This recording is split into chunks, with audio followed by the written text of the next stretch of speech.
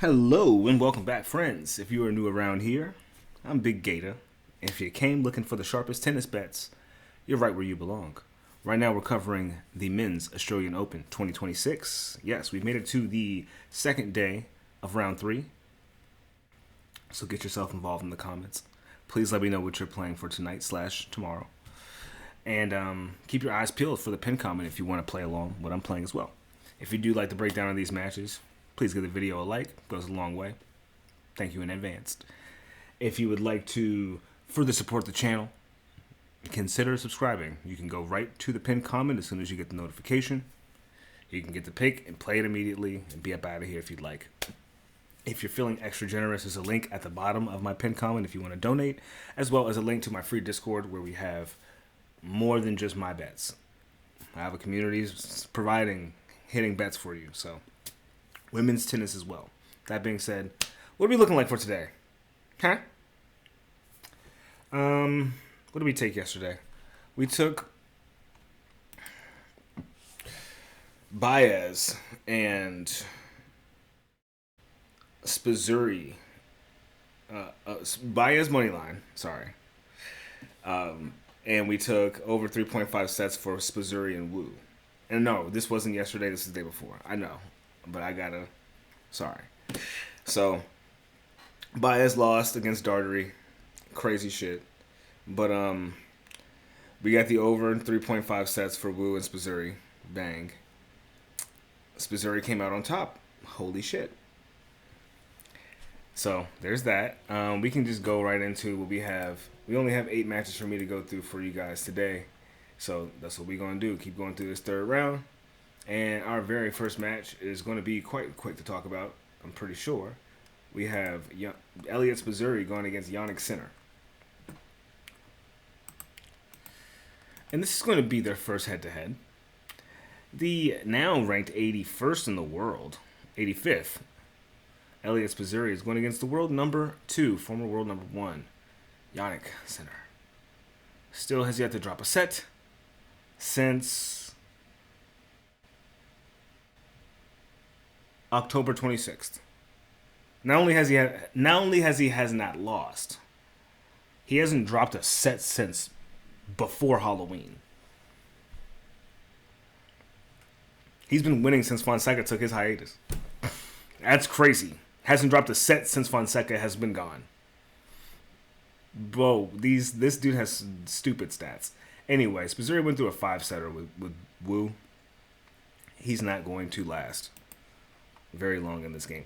His fucking point total, his total games is at 7.5. They don't even think he'll get to 8.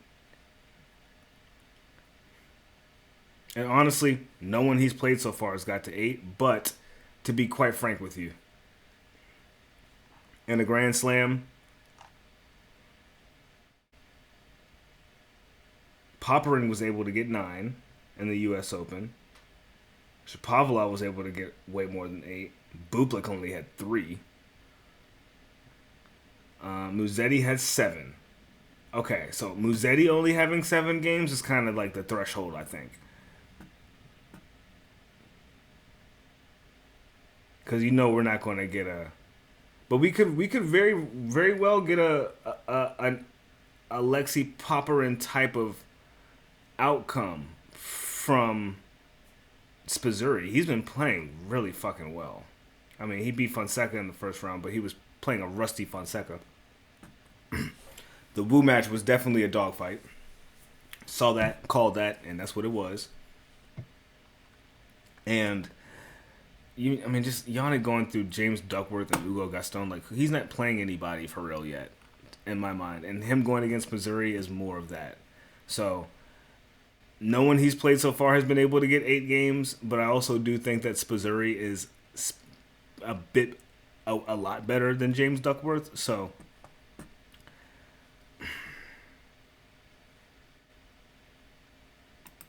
it's minus 600 for Jannik to win in straights. It's plus 300. Plus 600 for him to win and Spizzirri to get a set. You have better value attempting to wish for Spizzirri to get a set and him winning this way. Then like you just taking him winning in straights and putting it in a parlay. There's like literally like it's 6-1, bro. It's 7-1. Put $30 on this, make $210 right, just like that. Or you could put down what, like, let me see, $3K on Yannick to do the same thing. $3K for Yannick to do the straight win, and still end up with the same amount. You can literally spend significantly less to get the same amount of money for just a little bit more competition. I wouldn't go for that. I would just literally use the parlay piece for Spizzirri going over 8 games. But Yannick if he goes over 8 games, that does not mean that at any point in time Yannick will ever go over 18.5. So the under 18.5 I think is a good play, but I don't like touching it with him. He be fucking us up with that. So I'm gonna just leave that alone. And we can move on because we know Yannick's going to win in 3 sets. That's really like... Oh, if you wanted to take a spread, maybe the 8.5. Hey now. What's it priced at? Minus 300. Fuck off. Let's talk about something else before I get angry.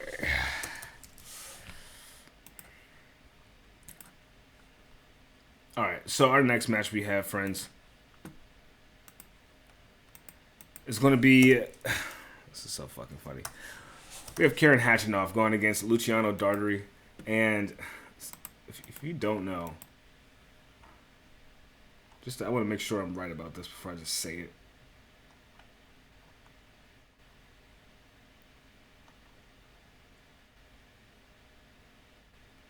Yeah, he hasn't played an Italian in a long time. And these Italians, bro, they be doing something to Khachanov.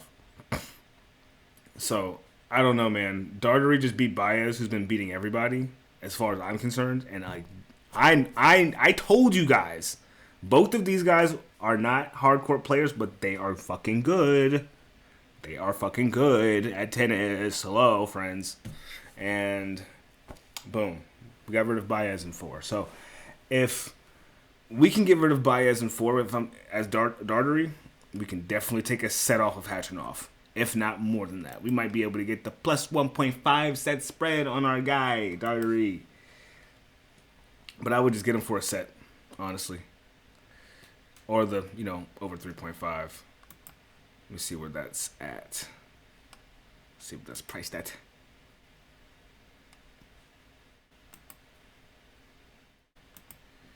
All right.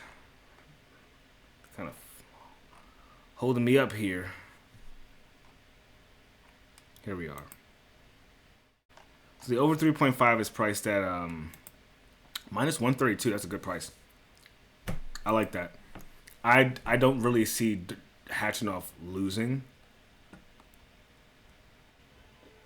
in straights nor winning in straights. But I could see Darderi winning in straights somehow. Like, weirdly, I could see Darderi winning in straights. I don't know why. I can just see it, though. I can just see it happening. That's a delusion. It's plus 1,100. Holy shit. Him to win in any capacity is plus 1,000 and some. So, I'm just throwing that out there, but I do like him to have a set at the very least. It's minus 180. What? No way.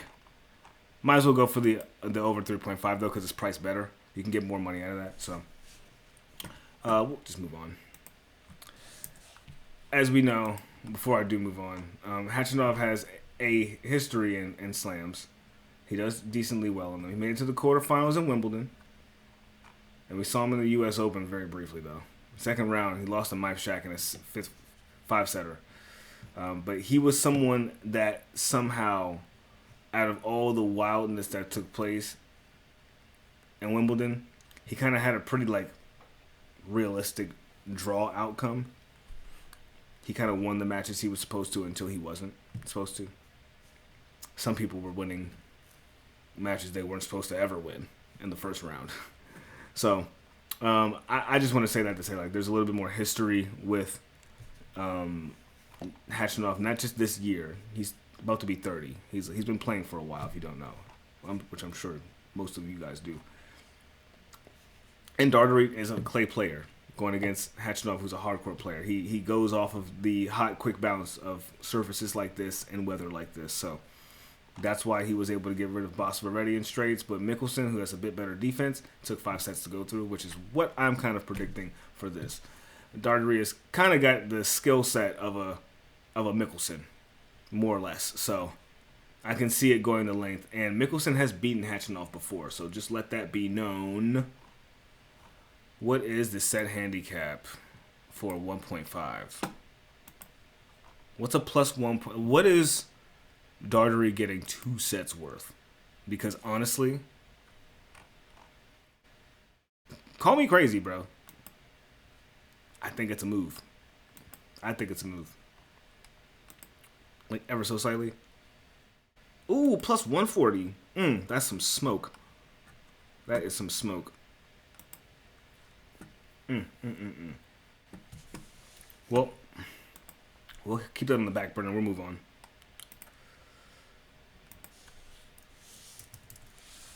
All right, next we have Marin Cilic going against Casper Ruud.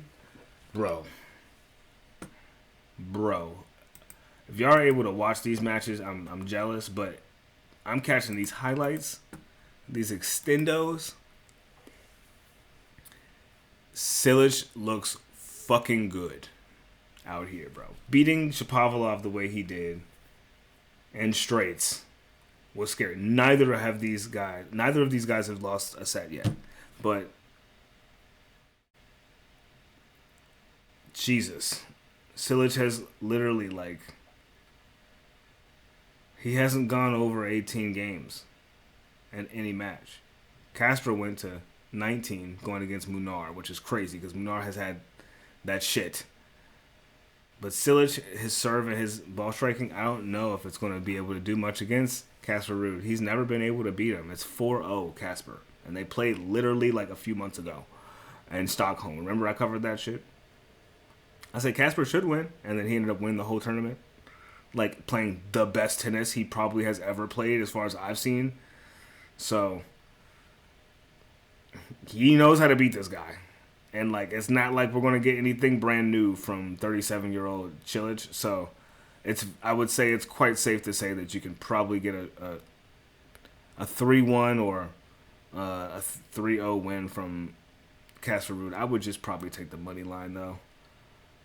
If you think that he gets pushed a little bit more, maybe take the over 3.5 or both of them to win a set.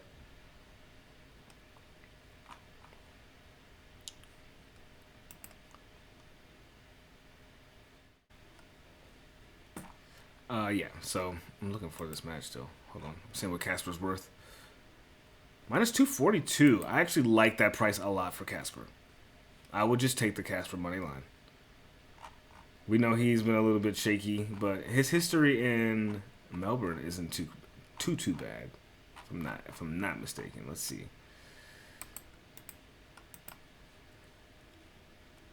What you do last year, Casper?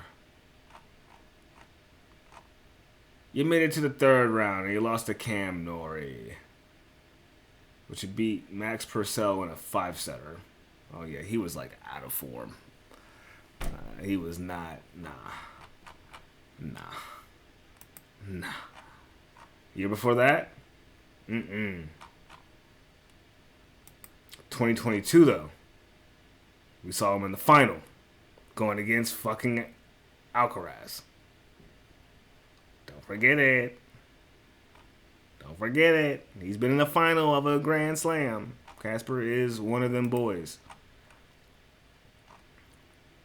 But the furthest he's made it in Melbourne is the 4th round, where he retired against Rublev back in 2021.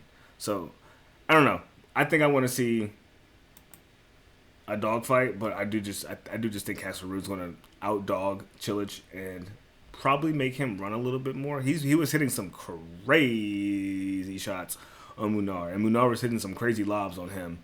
But I like Ruud. I know. I gave Ruud so much flack last year, but it is a new year. And he ended the year strong. So, I think the money can go on Casper. All right? And with that, we'll move on to the movie of tomorrow. Ben Shelton going against Valentin Vacherot. And I'm scared and upset to tell everybody this, man. But this is going to be an upset. I really am afraid this is going to be an upset. Let me just do some quick little tinkering on some stats. And let me just see how Vacherot is against lefties again. Because he's looking like how he looked in Shanghai. Am I bugging? Am I bugging?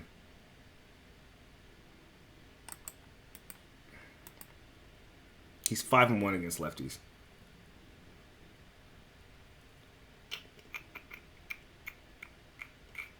He beat Cam Norrie in the Masters.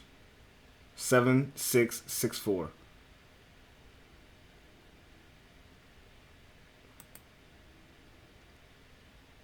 They played before in Vegas back in 2022. What?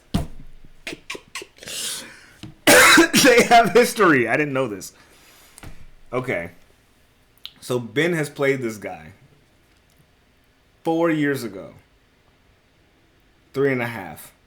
And it went 6-7, 7-6, 6-4, Ben Shelton. He lost the first set and won in a second set tiebreak and came back and broke him for the win in Vegas.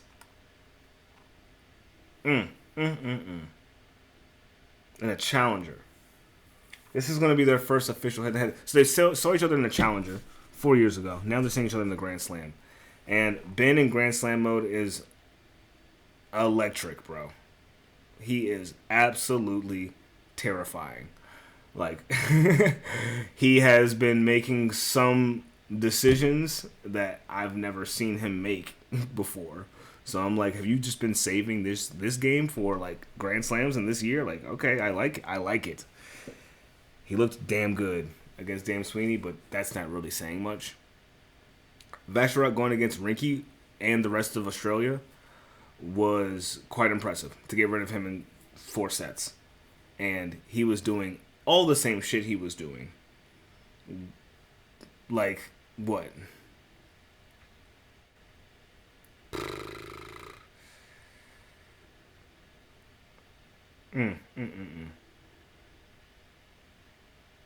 In Shanghai. Vacherot is a plus 296 favorite, friends. Underdog. Ben Shelton is almost minus 400. I hate to say it, bro, but I think Ben's number may be caught here. Vacherot just went through a lefty in the first round. Martin Dam, another American lefty with a strong serve. Not even 2 months before that, he went through Cam Norrie, right? Didn't go through any lefties in Shanghai, but he could have. And yeah, he's lost 4 matches since Shanghai, which is 1 to Taylor Fritz, Felix Auger-Aliassime, Alejandro Davidovich Fokina, and Sebastian Korda. Those are acceptable losses, bro. Like, you can lose to a few people on this come up. You are now in the top 31. So, I like Vacherot winning this match. I don't even like to say it out loud, but it's the data. It just makes sense. He's good against lefties. The money line is a great price, friends. To get him at plus 1.5 on the set spread, him to win 2 sets is plus 125. And I feel a lot more comfortable doing that. I don't know if I can fully bet against Ben. Just my soul, I think I would get cursed or something. Tennis gods might punish me. So,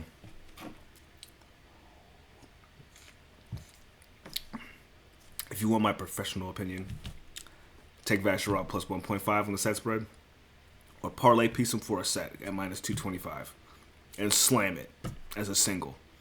You can put the house on Vacherot to get a set. I can promise you that this guy is not about to get straight set losses. I'd be super surprised I'd love to see it. I'd love to see Ben whoop his ass, but I'd be super surprised if it happens.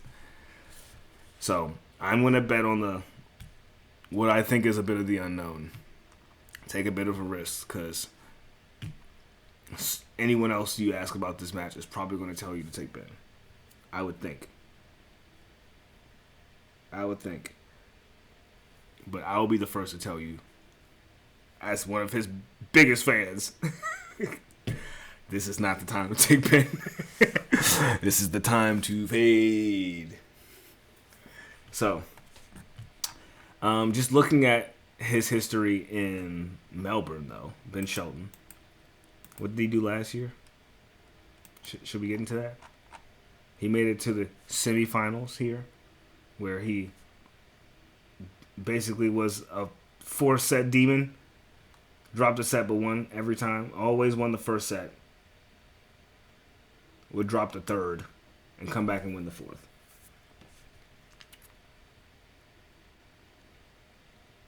U.S. Open, he had to retire, but he was winning in straight sets. And then the year before that, made it to the third round, lost to Manarino. Progressively got a little bit better. U.S. Open, lost to Tiafoe. Now this year, I think he's writing a new chapter. But I'm sprinkling. I gotta sprinkle some on that 296, man. That plus 296 is just. Ben winning in straights is plus 150. Him winning in 4 or better is minus 185. So. You know how I feel about this. I'm obviously split down the middle, but I think I'm leaning more on Vacherot just because of what I've seen. He's beaten some people that Ben Shelton has not been able to beat. So, with that, I'm going to move on. This is also the highest level of a tournament that we've seen Vacherot compete in after winning a title. So, I would like to see how far he wants to push this. Because he's the only one that's been in a Masters that's kind of performed the way we kind of like are expecting him to after the fact. Like he's playing like he won a Masters. Not like Terrence Ottman. He didn't win a Masters, but he was close to looking like he was getting to be something out here. And then what happened? Nothing. And it happens to a bunch of people. It's not just, I don't want to single out Ottman because I like him actually. But let's move on. Been rambling me. But ramble no longer. Let's go into our next match. It's going to be Botic van de Zandschulp going against Novak Djokovic. And let's just say this. He beat the lefty, Jerry Shang. Good for him. He actually beat Djokovic last time he played him, which was in March. I don't know if y'all remember that. In Indian Wells. It was like, wait, what? And he beat him. I don't know if it was like a health thing. I don't know if it was a health-related issue in Indian Wells. Let me look. Djokovic and Indian Wells.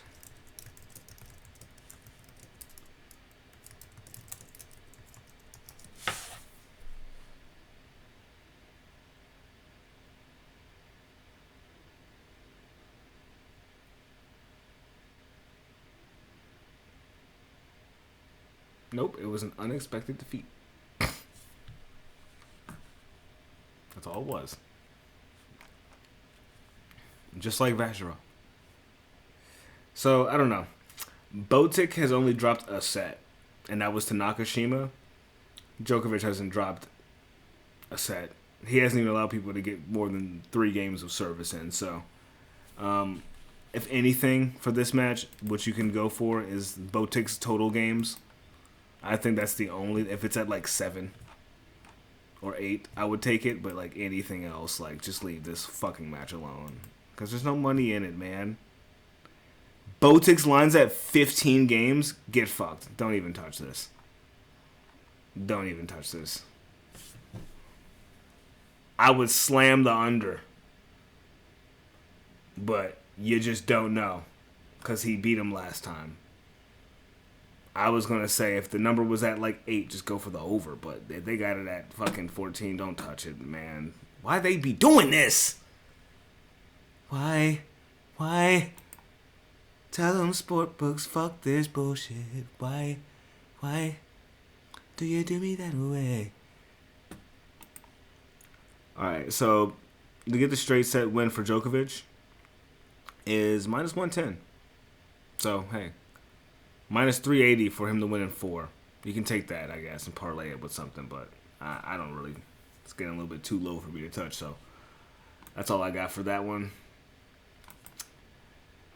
All right, our next match we have is Stan Wawrinka going against Taylor Fritz. Stan the man versus Tay-Tay. This is going to be what? What do we think this is going to be? I think before looking at any stat, I know how Taylor Fritz is with some of these old heads, and they be whooping his ass. Because you know Djokovic done beat him like 10 times now, and he has not been able to beat him once. So if that's how Djokovic is going on him, I think Wawrinka might be besting him. Let's look and see his stats.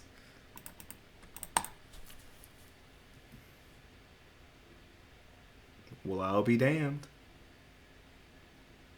2-1, Stan Wawrinka. 40 years old.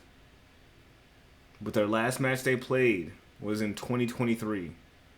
And the last times he won was 2018 and then 2016. So 10 years ago in Wimbledon, they played each other. He beat him. He was 30 when they played the first time. So yeah, he beat him in 4 sets. That makes a lot of sense. And then he played him at 32, beat him in straight sets. And then he played him at 38, lost in straights on the clay. So I think the tide has kind of shifted. And I think Taylor Fritz should win this match easily.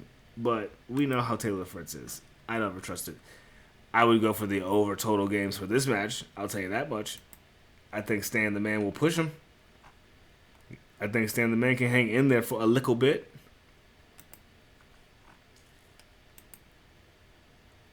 $19.5. Yeah. Over for Taylor Fritz, 19.5. I think Stan Wawrinka will give him a little bit of a push. A little bit of a push. But spending 5 sets to get through Arthur, whoever his name, Arthur Guy. I don't know. That dude did beat Lehechka, but I don't think Lehechka wanted to be there. It's a quick check and move on. But, yeah. 2-1 for these guys. Stan Wawrinka has great history in slams, so that's why we can expect to see him. But he's older, so, you know, we can't really expect him to be doing all too much. He's been playing in challengers most of this season and most of last season, popping into some regular tournaments here and there. But for the most part, he's kind of chilled out. And then popped into some important stuff and kind of like has an early exit. But here we are with him in the 3rd round. So looking at how he did in the U.S. Open, right?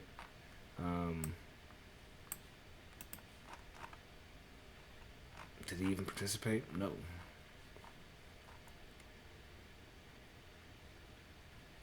Yeah, Wawrinka hasn't played much hardcore tennis. So it doesn't really matter. He's got the pedigree. I think he's going to push Taylor Fritz to at least 20 games.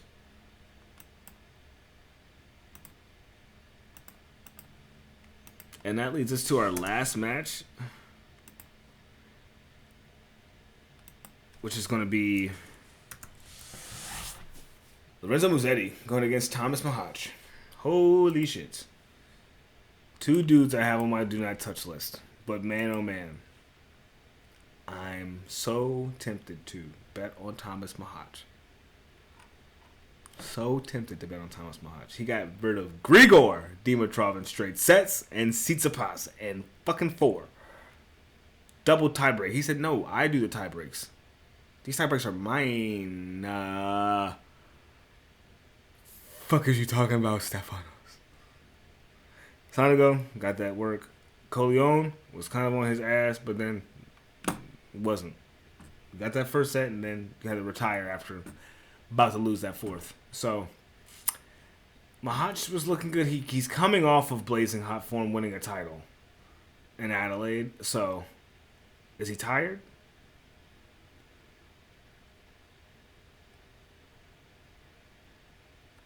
Think about that one. Think about that one. Is he tired? He's played a lot of tennis. 2, 4, 6, 7 matches since the 13th. It's 11 days of tennis. 10 days of tennis. Have we seen him on a streak of this much success that long? I don't know. And Musetti is somebody that definitely goes a bit further in these Grand Slams. So,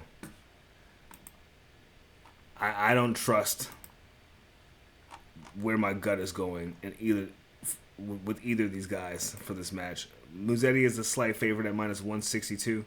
I get that. Machac is plus 124. I think they would fight over sets, but I could see it being one of these weird, like, straight set wins for either of these guys. So, if you wanted to, you can just go for the under 4.5 sets, but even then, that's still not really safe in a Grand Slam. So, and it's not really worth much either.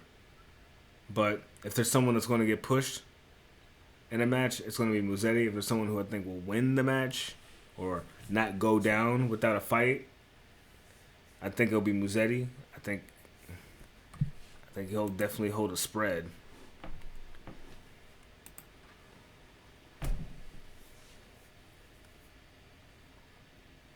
To lose the first set and win the match. I think Musetti. I think that can happen to Musetti. It's plus 430. So if that hits, please thank me in the comments.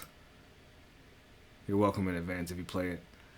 Matching both players to win a set. Musetti is plus 174, but if he loses it and then wins, you get that plus 430. He dropped his first set before and still came back to win. So I like that idea. A bit of a slow starter going against Machac.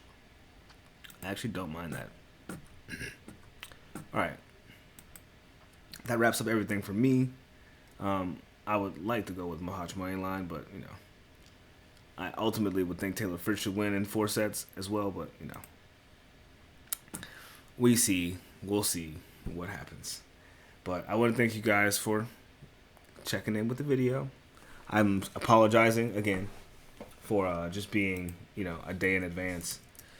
It's kind of shitty, but it's what I got to do.